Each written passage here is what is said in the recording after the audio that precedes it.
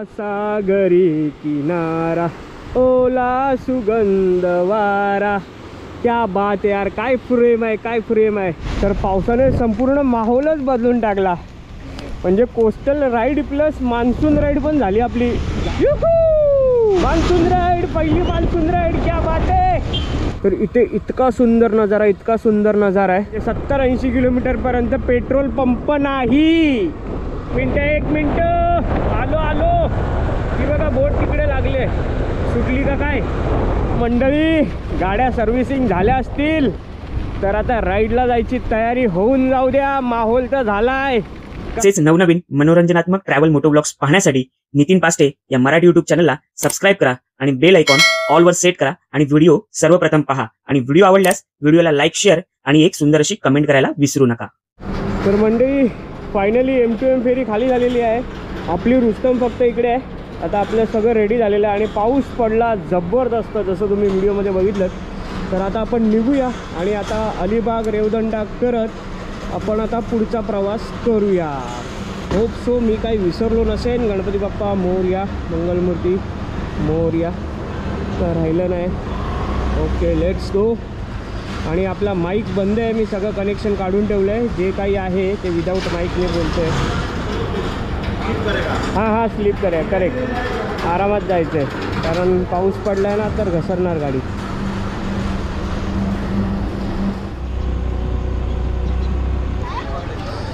तर आपण आता पोचलो आहोत अलिबागमध्ये आणि सगळी मंडळी, तर क्या बात आहे। 1 तासात अलिबागमध्ये पोचलो। त्याचा खर्च आपल्याला आलेला आहे 1000 रुपये, 960 रुपये। म्हणजे आपण जी M2M फेरीची जी तिकीट काढली, जे पहिलं बसण्याचं आहे ना स्कोडा कुशक, तुम्ही त्याच्यामध्येच बसा। तर आय लव्ह मांडवा, क्या बात आहे। आणि आता इथे हॉटेल्स वगैरे सगळे, फूड काउंटर्स, टॉयलेट वगैरे तुम्हाला जायचं आहे तुम्ही इथे जाऊ शकता। म्हणजे नजारा बघा ना किती सुंदर आहे। आणि इथे आहे मांडवा जेट्टी ही संपूर्ण, आणि आपण तिथून कुठून तरी असं असं असं असं असं असं करत आलो आहे पाण्यामधून, समुद्रातून। आणि काय नजारा आहे, काय नजारा आहे। मस्त मस्त फोटोज काढलेत। जर इंस्टाग्रामला फॉलो केलं नसेल तर हा आपला इंस्टा ID आहे, नक्की फॉलो करा। तर आता आपण पुढचा प्रवास करतो आहे टुवर्ड्स रेवदंड्याकडून। आपण बघूया, नाश्ता करूया आणि 11 वाजेपर्यंत आपल्याला पोचायचं आहे आगरदांडा जेट्टीला। तिथून आपण जाणार दिघीला। तर चला पहिला तो प्रवास करूया। आणि इथून आगरदांडा जेट्टी आहे एकूण 77 किलोमीटर्स। तर आता मी मॅप फक्त रेवदंड्यापर्यंत लावलं आहे, तिथून नंतर पुढे कंटिन्यू करू। आणि अलिबागला जेट्टीद्वारे येण्याची माझी ही दुसरी वेळ आहे। पहिल्यांदा आपण चर्चगेटवरून जी जेट्टी असते ना ती पकडून एकदा आलो होतो, तर त्याच्यानंतर ही आपली दुसरी वेळ आहे जी आपण M2M फेरीने आलेलो आहे। आणि व्हिडिओ कसा वाटला नक्की सांगा। एकंदरीत थोडासा मोठा होईल, नाही तर त्याचा एक शॉट मी वेगळा टाकण्याचा प्रयत्न करेन। तर सुंदर अशी सकाळ आणि मस्त असा मुंबईमध्ये आणि इतरत्र पाऊस पडला आहे ना संपूर्ण महाराष्ट्रावर, त्याच्यामुळे ही झाडापानांवरची जी धूळ आहे ती संपूर्ण उडून गेलेली आहे आणि त्याच्यामुळे हिरवळ इतकी सुंदर दिसते ना, जाम भारी।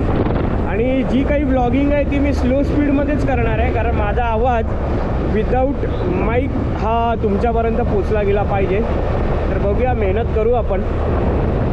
तर आता आपला टार्गेट आहे 11:15 वाजेपर्यंत आगरदांड्याला पोचायचं। आणि अलिबागमधली बरीच अशी प्लेसेस आपण ऑलरेडी 2-3 वेळा एक्सप्लोअर करून झालेलो आहोत। सबस्क्रायबर राईडसुद्धा आपल्या 2 वेळा झालेल्या आहेत, तर त्याच्यामुळे अलिबागमधलं मी जास्त काय एक्सप्लोअर करणार नाही।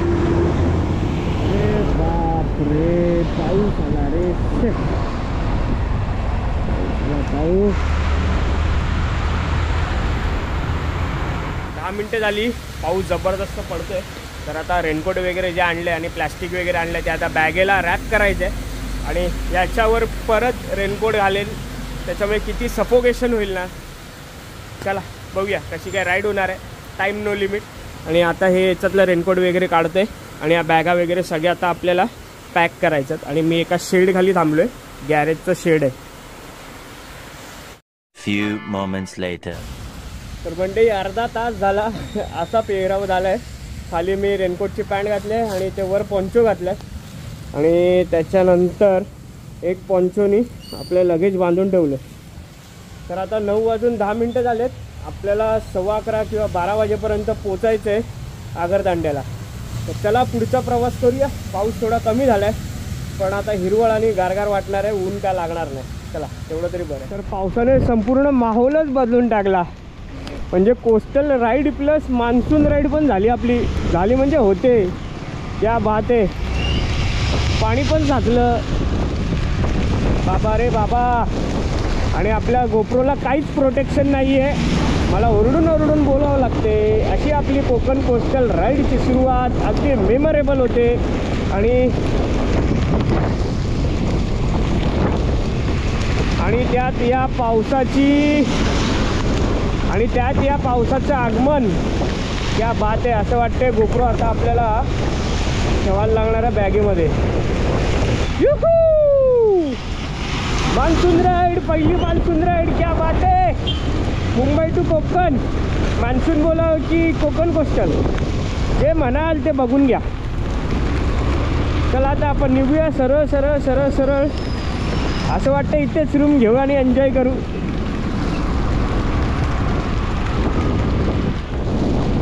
आपण आता किहीम बीचच्या इथे आहोत. तर किहीम, त्याच्यानंतर रेवदंडा, काशीद बीच, कोरलाई बीच सगळं कवर केल्यानंतर आपल्याला पुढे जायचे आगरदंडा जेट्टीला. तर मंडळी अलिबागमध्ये मला इथे कौलं दिसलेत. कौलं जी आपली कोकणात असतात ना, त्याच्यानंतर जांबा दगडसुद्धा इथे आहे, बघू शकता. आणि ही बघा कौलारू घरंसुद्धा आहेत. तर मस्त थंडावा आणि असा हा निसर्ग, क्या बात आहे. जेवढी तुम्हाला गाणी आठवतील तेवढी कमी आहेत अशा माहोलमध्ये. आणि सुंदर असा मेची 17 तारीख आहे आज, 17 मे 2025. आणि मे महिन्यामध्ये असा पाऊस पडला आहे की ज्याच्यामुळे चिखल झाला आहे, पाणी साचलं आहे, अवकाळी मुसळधार पाऊस. आणि किती सुंदर दिसतं. अरे बापरे, कैऱ्या बघा कैऱ्या. ओ हो, पूर्ण झाड भरलं आहे कैऱ्यांनी. त्या बात.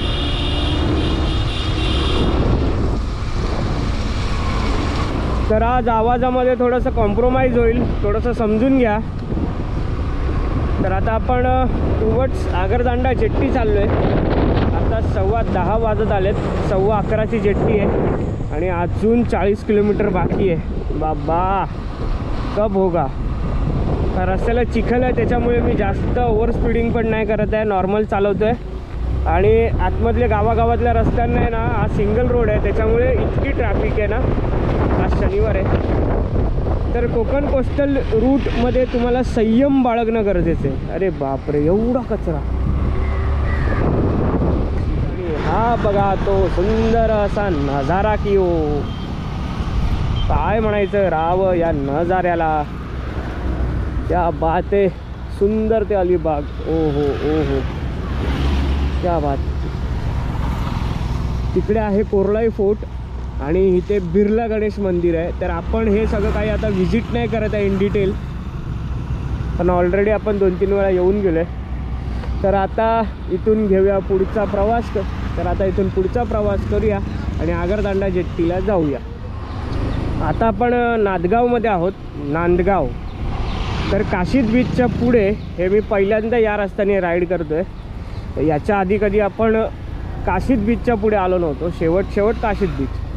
तर इथे पाहू शकता आय लव नांदगाव ग्रुप ग्रामपंचायत नांदगाव. तर पावसामुळे खूप छान वाटतं आणि इतकं प्रसन्न वाटतं ना. म्हणजे जे आपण राईडचं रूट सिलेक्ट केला आजचा, जो कोस्टल रूट, मी तर चाललो आहे दापोलीत. एव्हरी टाईम आपण जातो मुंबई गोवा हायवेने आणि सारखा तोच रस्ता दाखवणार. आता बऱ्यापैकी झालेला आहे चांगला. तर आता काहीतरी नवीन दाखवूया. पण त्या नवीनमध्ये पण खूप अडचणी आणि खूप ॲडव्हेंचर या पावसाद्वारे. आणि अडचणी म्हणजे आपल्या गोप्रोचा माईक नाही चालू आहे. जे पण काय मी मोठ्याने बडबडतो आहे त्याचा जो काय आवाज आहे आणि स्लो स्पीडला गाडी चालवून व्लॉगिंग करतो आहे. जर तुमच्या भावाची ही मेहनत तुम्हाला चांगली वाटत असेल तर लाईक, शेअर, सबस्क्राईब नक्की करा आणि कमेंट करायला विसरू नका. आणि ते काय वातावरण, माहोल एक नंबर यार. चला राईडला निघला. चला मंडळी, गाड्या सर्व्हिसिंग झाल्या असतील तर आता राईडला जायची तयारी होऊन जाऊ द्या. माहोल तर झालाय, कसली वाट बघायची. निघा सॅटर्डे संडे. क्या बात आहे, सुंदर मंदिर, सुंदर. ओहो ओहो ओहो, क्या बात. मस्त असा घोडा आहे यार, पिक्चरमध्ये बघितलेला सारखा. ओम श्री सिद्धिविनायक नमः. सिद्धिविनायक मंदिर आणि सुंदर असा घोडा आहे. क्या बात. एक फोटो तो बनताय. तर म्हणजे इथे 2 किलोमीटरवर आहे आगरदांडा जेट्टी आणि त्याच्या अगोदर ना इथे खोकरी गुंबद अशी ऐतिहासिक वास्तू आहे.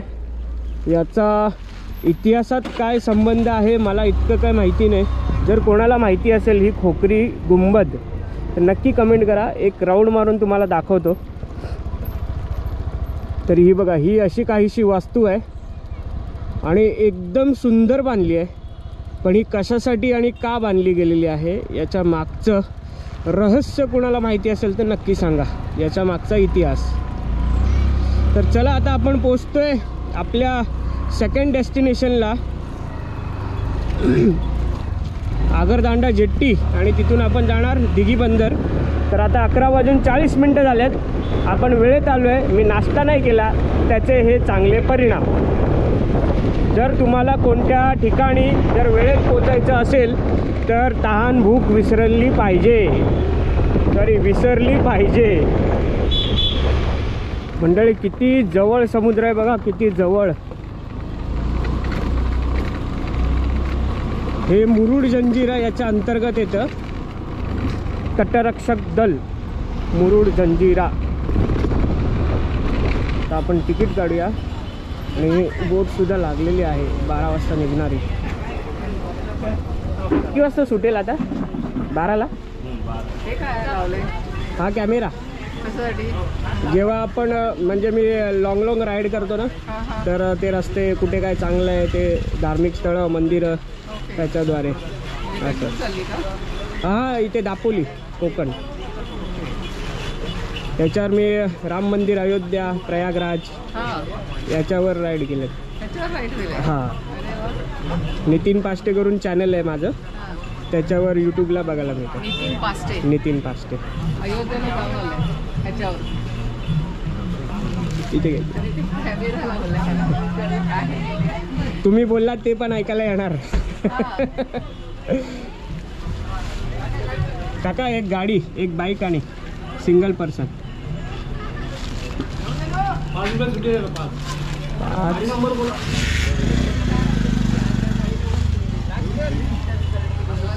तर 55 रुपये तिकीट आहे. चला जाऊ. किती वेळ लागतो काका इथून तिकडे जायला? 15 मिनटं. हो, तर चला एंटर करूया. गाडी उलटी टाकावी लागणार.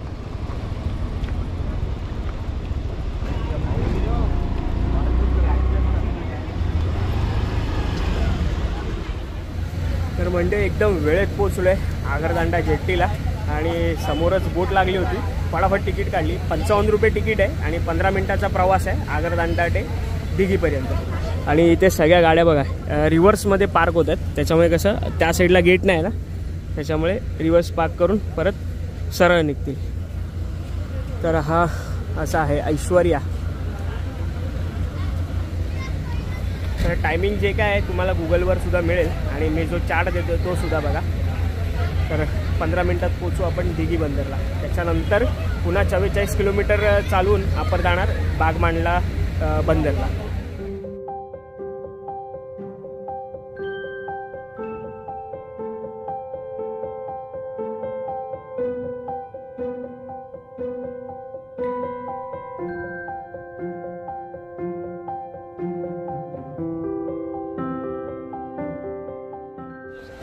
तर म्हणजे आपल्याला पुण्यातले काही फॅमिली मेंबर भेटले. तर आपली ब्लॉगिंग बघून त्यांच्या डॉगीला इंट्रोड्यूस करूया.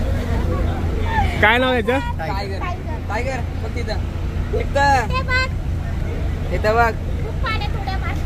तर हे दादा आलेत पुण्याहून.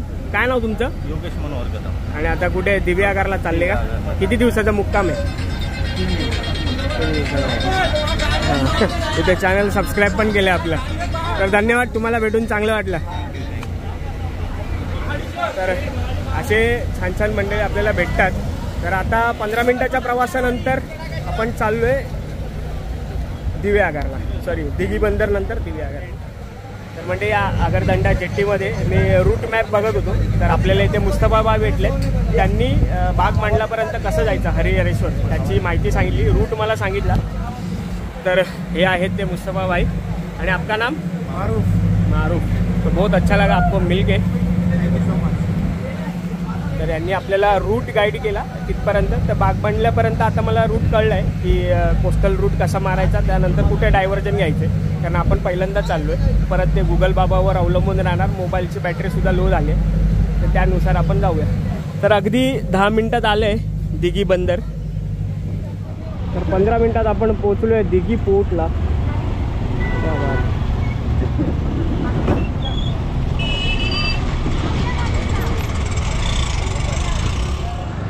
तर म्हणजे आगरदांड्यावरून 2 रस्ते जातात. दिघीवरून तुम्ही हा जो मेन रस्ता जातोय तो जातो कार्लास कुडगाव करत, आणि त्याच्यानंतर आतून आहे ना एक रस्ता जातो डोंगरातून वरून.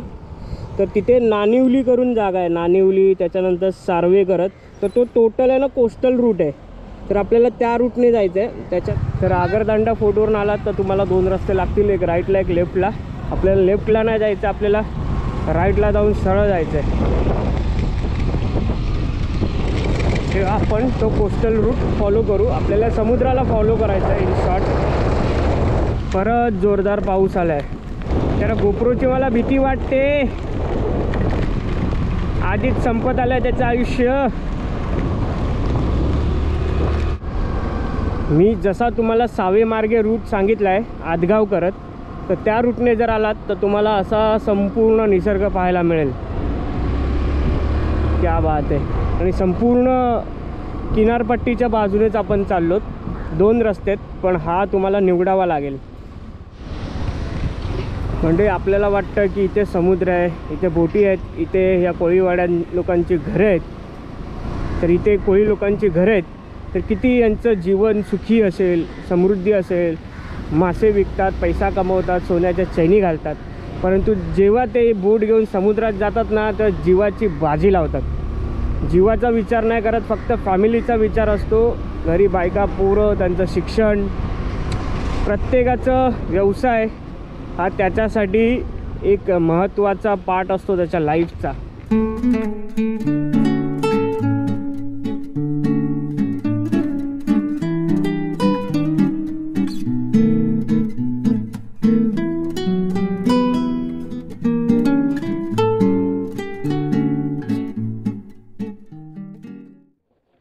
मंडळी काय रस्ता आहे, काय नजारा आहे यार. Superb superb. आणि या रस्त्याला घेतलेले शॉट्स कसे वाटले नक्की एकदा कमेंट करून सांगा. क्या बात आहे, क्या बात आहे.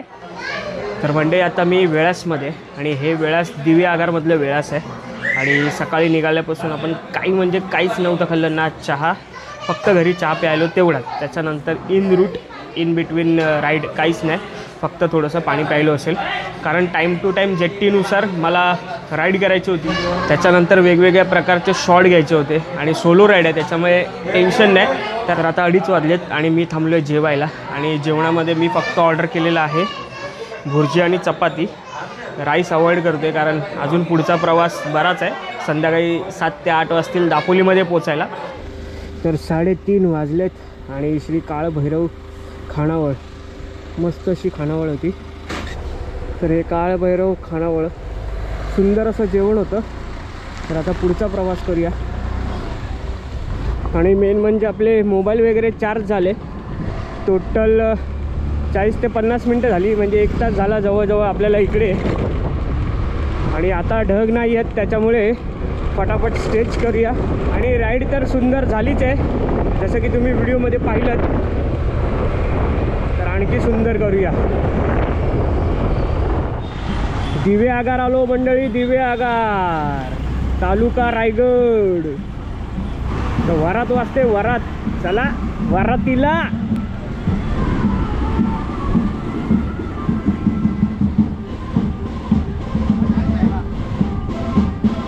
हीच काय गो बरी बरी पोरी दिसली नव्हती का आवरी. हीच काय गो बरी बरी पोरी दिसली नव्हती का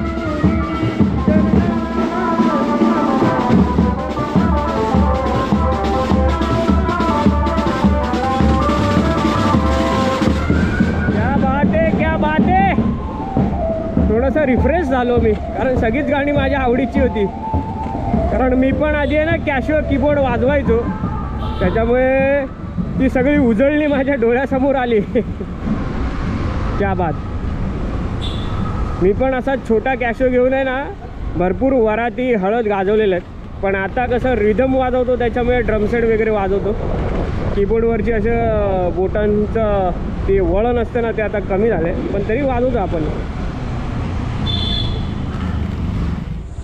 सो कहाणी में नया ट्विस्ट आ गया है दोस्तों. तर मंडळी झालंय असं की आपल्याला दिव्या आगारमधून आतमध्ये राईट मारायचा होता. जी वरात जात होती ना त्या वरातीच्या नादात हा राईट इथे मारायचा राहिला. तर हे भारत खोल, शेखाडी, कोंडिवली ही सगळी शहरं घेत, म्हणजे ही कोस्टल रूटवरून येतात, म्हणजे बाजूला रस्ता आहे. आणि आपण आलो आहे थोडासा आतल्या रस्त्याने, आणि हा कनेक्ट होणार इथे श्रीवर्धनला. श्रीवर्धन नंतर आपण इथे गलसुरेकडून आतमध्ये जाणार बागमांडलाच्या ते बागमांडलाच्या ते. तर तुम्ही लक्षात ठेवा, तुम्हाला दिव्या आगारमधून आतमध्ये जायचं आहे. जेव्हा वेळासवरून निघाल ना, वेळास नंतर दिव्या आगारला राईट मारायचं आहे. त्याच्यानंतर बाकीची 3 गावं घेऊन तुम्हाला पुन्हा श्रीवर्धनला यायचं आहे. त्याच्यानंतर थोडंसं म्हसळा साईडला, त्याच्यानंतर पुन्हा बागमांडला. तर असं थोडंसं मॅप स्टडी करा. माझी पहिली वेळ आहे, त्याच्यामुळे मी हे जरा बघून बघून सांगतो आहे. जशी शहरं डोळ्या नजरेआड होतील, पाठ होतील, जरा मजा येईल. नंतर वावे पंचतन. तरीच मी बोलतोय आता समुद्र येईल, आता समुद्र येईल, आता समुद्र येईल. तो समुद्र लांबच चालला, कारण मी राईटच नव्हता मारला. चलो कोई नाही, आम्ही खिचेंगे. आणि आपल्याला ती जेट्टी पण पकडायची आहे, बोट पण पकडायची आहे.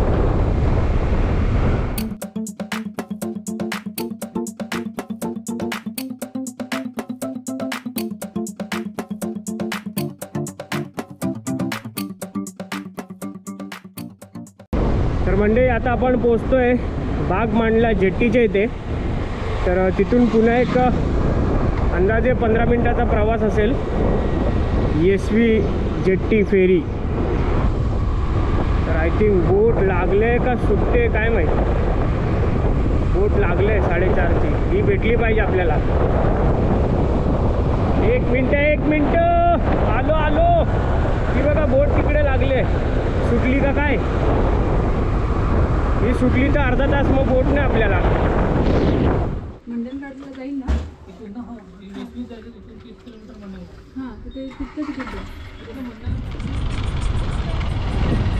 तर फायनली क्या बात आहे, बोट मिळाली, बोट मिळाली.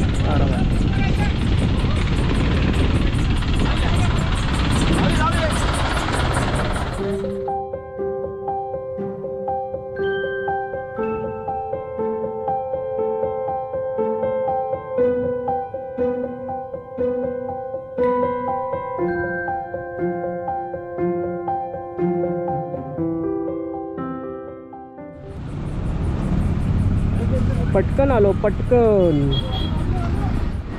मंडळी या फेरीची गंमत सांगू तुम्हाला काय झाली.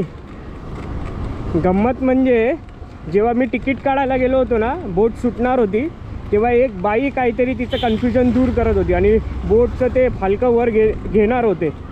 तर त्याला म्हटलं की आतमध्ये तिकीट काढू का, तर 4 पोरं पण बोलली आम्ही आतमध्ये तिकीट काढतो. तर आतमध्ये गेलो, गाडी लावली. त्याच्यानंतर मी शूट करायला दुसऱ्या ठिकाणी गेलो. तिथे 360 शॉट घेतला आणि मोबाईलने एक शॉट घेतला, फोटोज घेतले. बघतो तर पोर्ट आला, पण म्हटलं हा काय सीन आहे. ना कोणी तिकीट विचारली, ना कोणी घ्यायला आलं, आणि सगळे गाड्या काढायला लागले. मग मी गाडीवर बसलो आणि निघालो. तर अशी काही गंमत झाली. आता आपण टुवर्ड्स चाललो आहे हर्णे आंजर्ले. पण असा रस्ता गावागावातून जाणार, तर थोडासा उशीर तर लागणार. आता 4:45 वाजलेत. अगदी 10 मिनटात पोचलो, अगदी 10 मिनटात. आता आपल्याला रूट फॉलो करायचं आहे बाणकोट आणि वेळास. वेळासला जिथे टर्टल फेस्टिवल होतो तो समुद्रकिनारा आपण पार करत जाणार आहे पुढे. तर बागमांडलाच्या नंतर तुम्हाला राईड घ्यायचं आहे. बाणकोट, वेळास आणि जास्त कन्फ्युजन असेल तर मंडणगड टाका. मंडणगड इथे फेमस आहे. तर हा संपूर्ण बाणकोट एरिया, बाणकोट मोहल्ला बोलू शकतो. काय घरं बांधली आहेत यार, ट्रिपल. ओ हो बाणकोट एकदम जवळ घर आहेत. आणि रस्ता बघा कसा मधून जातो. हीच तर खासियत आहे या कोकण कोस्टल राईडची. तुम्हाला नियर बाय कोस्टल जवळचे सगळी घरांची संरचना, बंगले वगैरे, आधुनिक घरं ती बघायला मिळतात कौलारूप्रमाणे. हेच मला बघायला खूप आवडतं. त्या जुन्या काळातल्या घरांच्या संरचना आहेत किंवा इमारती आहेत, बांधकाम आहेत, बांधणी आहे. ओ बच्ची डराती है क्या, डराती है. पुढच्या टायराचा किचकन झाला कुचूक, कारण बट ऑब्वियस त्यांना सेव्ह करायचं होतं आपल्याला.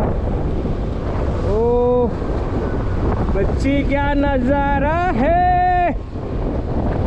दिल खुश नहीं खुश तो आना पड़ेगा. ऐसे दिल खुश नहीं होता है, ऐसी जगह पे आना पड़ता है ना मेरी जान. हे बघा, हे जुनं बांधकाम बघा कसं आहे, एकदम भारी. काळा विटांचं, आतमध्ये पिंपळाचं झाड, उंबराचं झाड. बापरे, हे बघा आपल्या किल्ल्याच्या वास्तू कशा असतात त्या प्रकारे आहे. बरोबर चाललो आहे ना. आता जायचं कुठेतरी, बांधकाम चालू आहे तिकडे. हा सागरी किनारा, ओला सुगंध वारा. क्या बात आहे यार, काय फ्रेम आहे, सुपर्ब, एक नंबर यार. मग येणार ना कोकण कोस्टल राईड करायला, जर हे सगळं अनुभवायचं असेल तुम्हाला तर क्या बात, एक नंबर. चला पुढचा प्रवास करू. आणि इथे रुस्तमला सुद्धा मस्त मी उभं केलं. तू सुद्धा हा समुद्र तुझ्या डोळ्यांनी मस्त निहाळून घे. कळलं का ग? हो ठीक आहे. चला पुढची जर्नी मस्त आहे, करूया. खूप छान वाटलं. काय दृश्य आहे. ती फॉरेनच्या जंगलात अशी मधून नदी वाहते ना, त्या टाईपमध्ये वाटते, एक नंबर. आणि ती तशी स्पाईनची कुठली तरी झाडं, मला नाव नाही माहीत बाबा, पण ती भारी वाटते. ते अशी ती नदीमधून वाहते आणि एकदम हिरवं दिसते. तर कोकण कोस्टल राईडचे आहे ना, बऱ्याच ठिकाणी असे रस्ते जंगलातून जातात एकेरी. त्या रस्त्याला कोणी नसतं. त्याच्यामुळे जर तुम्ही तुमचं नियोजन कराल तर ते 6 वाजायच्या आधीच जो काही आपल्याला जेट्टीज पार करायचे आहेत किंवा कुठे स्टे करायचे आहेत त्याचं नियोजन आधीच झालं पाहिजे. कारण रात्रीचे हे रस्ते डेंजर आहेत. जर 2-3 असतील तर ठीक आहे, पण एखाद दुसरा असेल ना तर थोडीशी काळजी करण्याचं कारण आहे. कारण बघा ना, आता दुपार आहे, एकदम सानसून. तेवढाच टेम्पो आला रे, पचका केलास तू. कोणीच नाही आहे, बऱ्याच वेळापासून मी एकटाच चालवतो.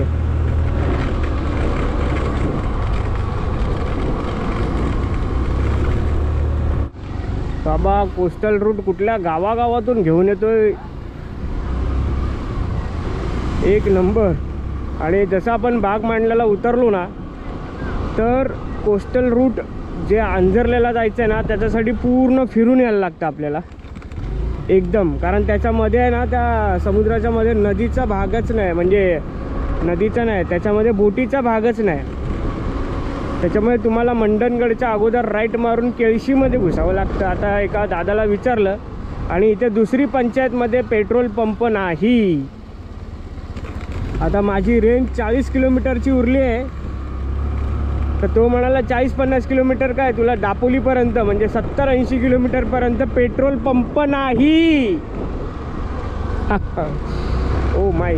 तर आहेत 2-3 ऑप्शन, म्हणजे दुकानात वगैरे ठेवतात. जर 106 रुपयाचे आहे तर 120 रुपयाला. तर जसं मी म्हटलं की पेट्रोल पंप जवळला आहे, तर आपण या दुकानातून घेतलं आहे 125 रुपये लिटर. तर आता आपण टाकतोय या दुकानातून घेतलं आपण इकडून. एक बॉटल तर टाकली, एक बॉटल टाकूया.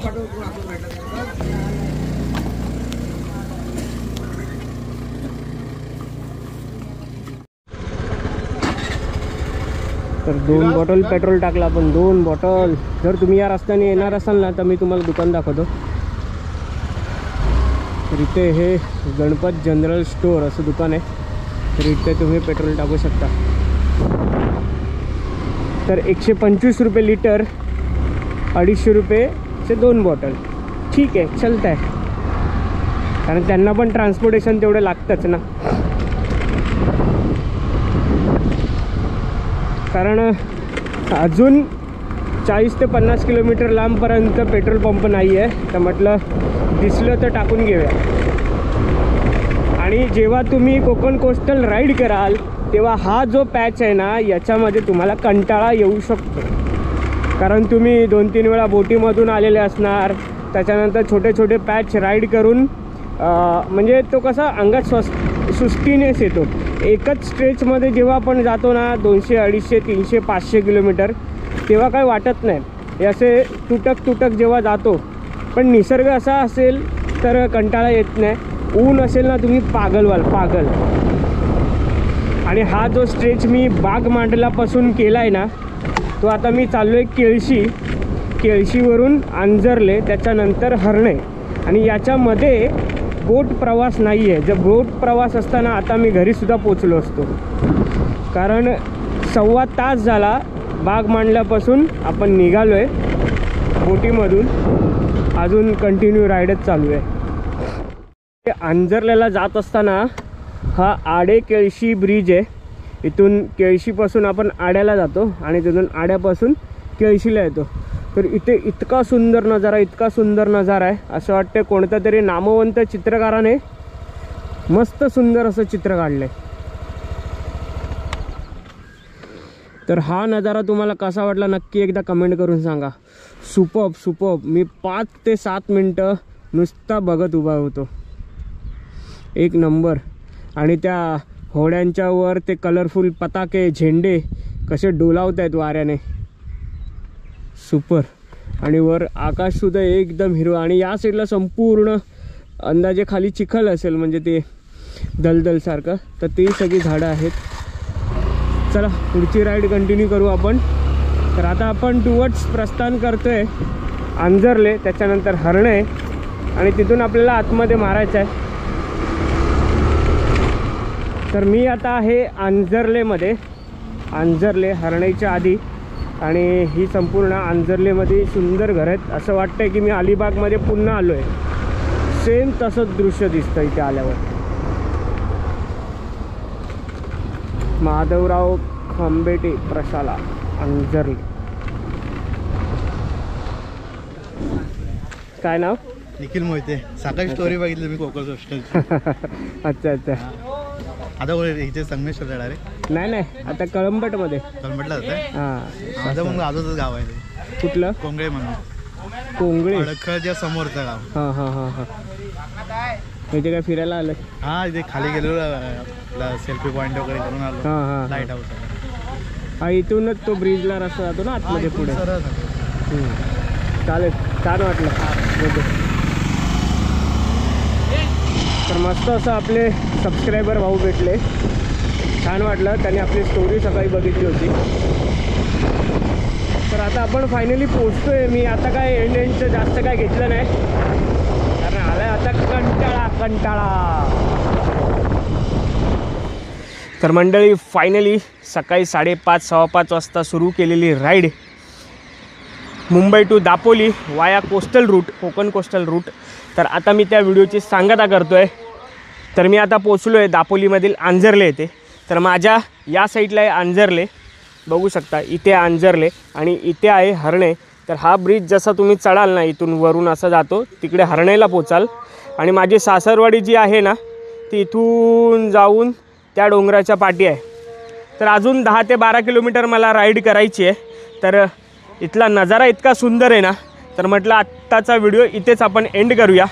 तर एकंदरीत ही कोस्टल राईड जी मी केली ती कशी वाटली नक्की एकदा कमेंट करून सांगा.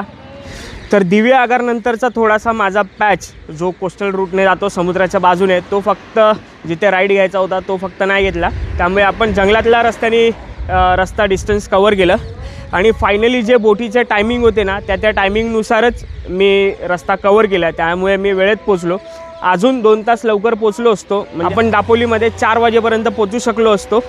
पण फोटो काढ, व्हिडिओ काढ, त्याच्यामध्ये बराच असा वेळ गेला आणि ते जरुरीसुद्धा आहे. तर सुंदर अशा संध्याकाळी आपल्या कोकण कोस्टल राईडची सांगता करतो आहे आणि पाऊससुद्धा भेटला. आपली मान्सून राईडसुद्धा झालेली आहे. तर येणाऱ्या काही व्हिडिओज नंतर मी सांगेन की आपल्या मान्सून राईडला कधी सुरुवात होणार आहे आणि आपण कोणत्या कोणत्या डेस्टिनेशनला जाणार आहोत ते. तर मंडळी, हा एकंदरीत व्हिडिओ कसा वाटला नक्की एकदा कमेंट करून सांगा आणि भेटूया अशाच एका दुसऱ्या नवीन व्हिडिओमध्ये. आणि याच्यानंतरचे येणारे व्हिडिओ, आता मी दापोली कळंबटमध्ये आलेलो आहे तर तिथे जागरण गोंधळ देवाचा आहे, त्याचा एक ब्लॉग होईल. त्याच्यानंतर आमची आंब्यांची बाग किंवा शेत आणि तिकडची मस्ती वगैरे असे 2-4 व्हिडिओ येतील. त्यानंतर परतीचा प्रवास आपण मुंबई गोवा हायवेनेच NH66नेच करणार आहोत. तर बघूया काय काय व्हिडिओ आपल्याला येणाऱ्या वेळेत पाहायला मिळणार आहेत. तर स्टे ट्यून राहा आणि चला घेऊया तुमचा राम राम. काळजी घ्या.